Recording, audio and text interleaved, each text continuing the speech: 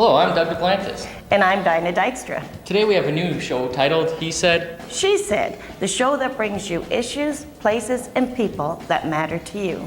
Today we have a great lineup, starting with Putting the Squeeze on Betsy, And then being entertained by future young dancers. and also an exclusive interview with the king of Canadian comedy. So sit back, relax, have a cup of coffee, and enjoy the show.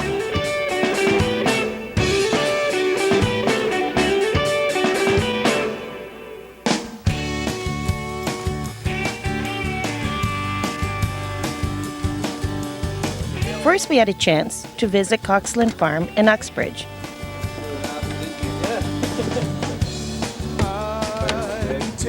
Here we met with dairy farmer Rob Cox.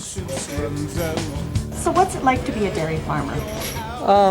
There's lots of days that are great. It's very rewarding at the end of the day when you feel a sense of accomplishment, when you look in the bulk tank and there's lots of white gold in there. But there's days where it's hard too. It's a lot of long hours and you have to be dedicated, but I really love it and it pays off. I don't look at it as a job. I look at it as a lifestyle, and it's what I love doing, so I love it. And how many times does a cow eat a day, and how much? They eat 24 hours a day. The biggest thing is keeping feed in front of them. We feed twice a day our grains, and we feed forages 4 or 5 times a day, just depending on how much they're going to eat. We feed dry baled hay, high moisture corn, protein pellets, small grains, and haylage, corn silage, and baleage. A Holstein cow, to be very productive and stay around for a long time, needs to be functional. She has to have a functional set of feet and legs. She has to give not a required amount of milk, but she has to be right about average with her herd mates. She has to have frame and capacity, which is size and definition. Do you know every name of every cow in here? Yep. You do? Yep. What's that one? This one here? Yeah. Angie. Angie. So they've all got distinctive marks that Yep. you can pick them out. Yep. I had a cow named after me once, you know. I was probably proud of that. And I was thinking to myself, how would he know now the markings of every cow? So you know, and they Yep. know you. Pretty and well, do they yeah. just walk into the barn when it's time for milking? Pretty much in the summertime, they're standing at the gate when we get down here to open it. They all go in the same stall all the time. There's maybe a few young ones that we have to sort of coax, or not coax, but turn into their stalls. Once they get used to going in and out of that stall, they have a smell, they know the stall, it's like the back of their hand. There's cows that we've moved to different stalls that still like to go in their old stall. And, right. So yep. they're set in their ways. Yep, they're set in their ways. So they've got I'm 23 years old, and from the day I hit the ground, this is where I've lived and where I've been, so that's all I know. Straight out. Yes. Well, Doug, we had another great day here on the dairy farm. Yeah, Rob Cox, really friendly guy, and I think we had a lot of fun too here. Unfortunately, though, we didn't get to milk the cows like we expected to. Yeah. But hey, the finished product tastes good. And we'd like everyone to stay tuned for our next edition of Heartwarmers here on He Said, She Said.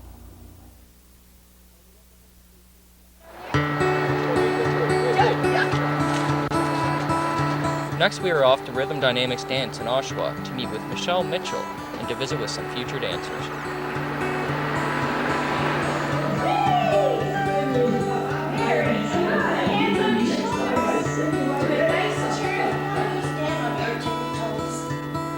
Oh my goodness! Hi, Michelle, and welcome to Heartwarmers. How long have you been established here in downtown Oshawa? I've been in Oshawa for just a little bit under a year, since May. Michelle, what's the average size of class that you teach here and the average age group that you do teach while you're here? I have about 60 to 70 students right now. I've just been open since January. We have children from ages 3 all the way up through adult. We teach ballet, tap dancing, ballroom, Latin, hip hop, and jazz. Now, Michelle, being an instructor, are you also a role model for these younger children, especially? Yes, because especially at the beginning ages, they look up to their teachers And when you're teaching them how to move to music and how to learn about their bodies and moving to rhythms, it's very important to establish that at an early age, because they get a sense of freedom and a sense of being able to express themselves freely, whether it is to music or without music. Michelle, I know that you have a love for dance. How long have you been dancing? I've been dancing myself for 24 years. I started off as a little one, about age 3 and 4, and just kept training every year of my life. So it's a love of yourself. Oh, it's my passion. Yes. I've been dancing forever, and I'll be dancing till I drop. That certainly was interesting today, Doug, to learn how to dance by 3-year-olds. I would like to thank Michelle Mitchell and her 3-year-old class for showing us how to do ballet today.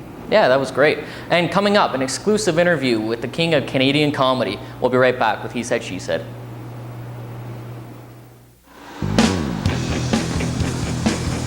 Finally, we had a chance to meet with Canadian comedian Mike Bullard. Okay, so we're sitting here with our exclusive interview with the king of comedy himself, Mike Bullard. Exclusive interview, that's right. I don't see anybody else in here. It's like a vault 30 stories below the studio. That's right, that's where we are. Nobody can see us. And we finally made it down. To start it off, Mike. I'm thrilled to be on the first Doug and Dina show. Where'd they audition the two of you? A mug rack with Doug and Dina? They wanted two people whose names sounded a lot alike? Well, we pulled it together, and hey, hopefully with having a big profile name like yourself, we can get somewhere. Well, we'll see. It is Rogers. You know, this whole thing's like your negative billing ID. You just showed up. I had no idea you were coming.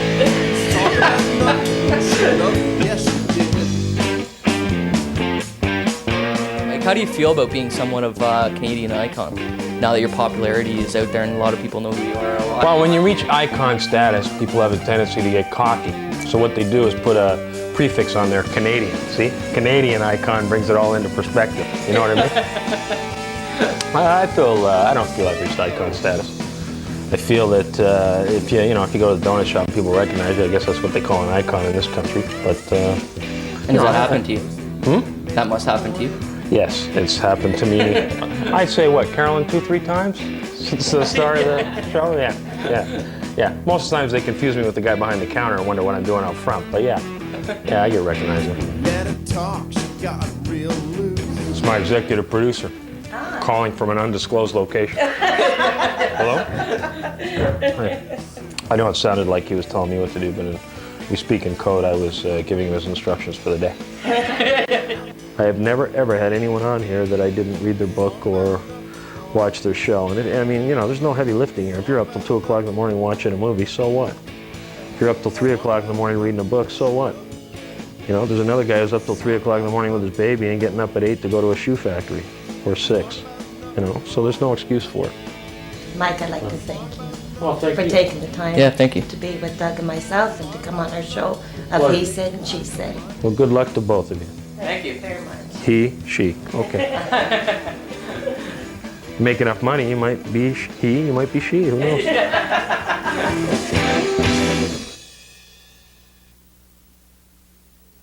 Well, Doug, it's been a great, exciting day. Definitely has done. And I'd like to start off by thanking Rob Cox at Cox and Farms. Absolutely, and I'd like to thank Michelle Mitchell from the dance studio. Yeah, and that exclusive interview with Mike Bullard. I mean, that was great. Laughter, seriousness, we had it all of them today. We certainly did.